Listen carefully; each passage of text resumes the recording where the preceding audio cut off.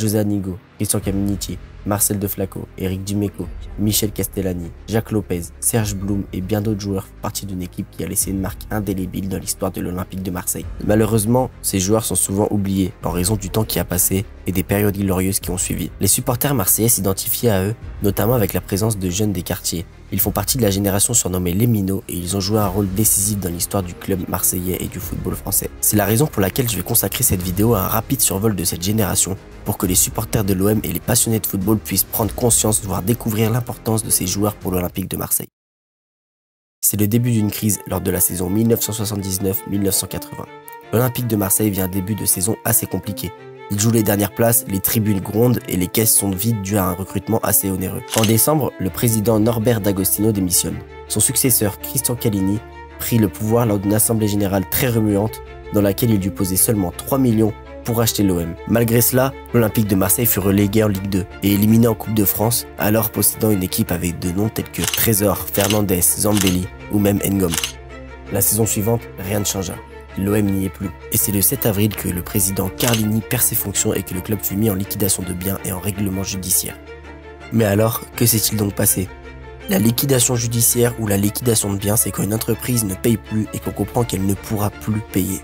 On met donc fin à son activité en commençant par vendre ses biens. Et après la reprise du club par Carminiti en décembre 1979, l'OM est quand même descendu en Ligue 2. C'est donc très compliqué financièrement et c'est donc même au début de la saison 1980-1981 que Carminiti s'attend à une offre de rachat de la part de Vénézuéliens, qui n'arrivera donc jamais. L'OM est en liquidation de biens.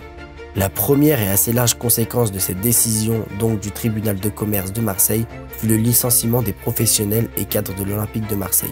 Tous les grands joueurs pour qui l'Olympique de Marseille a dépensé des grosses sommes doivent donc quitter l'OM. Même l'entraîneur Albert Batteux, entraîneur légendaire du Stade de Reims, qui a ramené le Stade de Reims en finale de la Coupe des clubs champions, ce qui correspond à la Ligue des champions aujourd'hui, aura échoué ici à Marseille et se fera licencier suite à cette décision.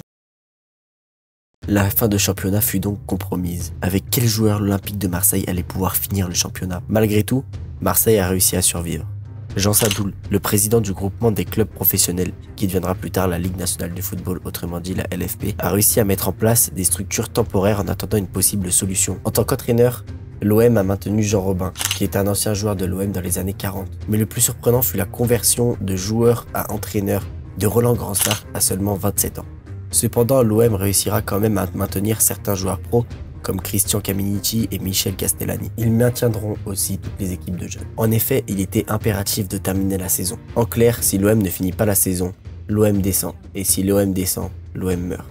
Pour se maintenir et éviter donc la faillite, 3 points étaient nécessaires en 6 rencontres. L'Olympique de Marseille n'était pas mort. Ces minots allaient le sauver. 10 jours donc après l'incident, l'épopée de cette nouvelle équipe de Marseille allait commencer. Les minots allaient devoir maintenir le club et tout ça gratuitement. Le premier match face à Grenoble fut remporté par les Marseillais dans les dernières minutes sur un joli but de Castellani. Ce but représente l'espoir pour le club marseillais et il aura été très précieux pour le moral de cette jeune équipe. À titre informatif, la Ligue 2 à l'époque était beaucoup plus différente de celle de nos jours. Il y avait 2 groupes de 18 équipes et les barrages se jouaient entre les 2 groupes pour les montées et les descentes. Et donc, avec 2 groupes de 18 équipes, on tombait donc, entre guillemets, face à des équipes beaucoup moins communes qu'aujourd'hui. Le second match se joue face à Corbeil, après un déplacement plus que compliqué. En effet, les conditions n'étant déjà aussi luxueuses que de nos jours, de plus au vu de la situation économique de Marseille à ce moment-là.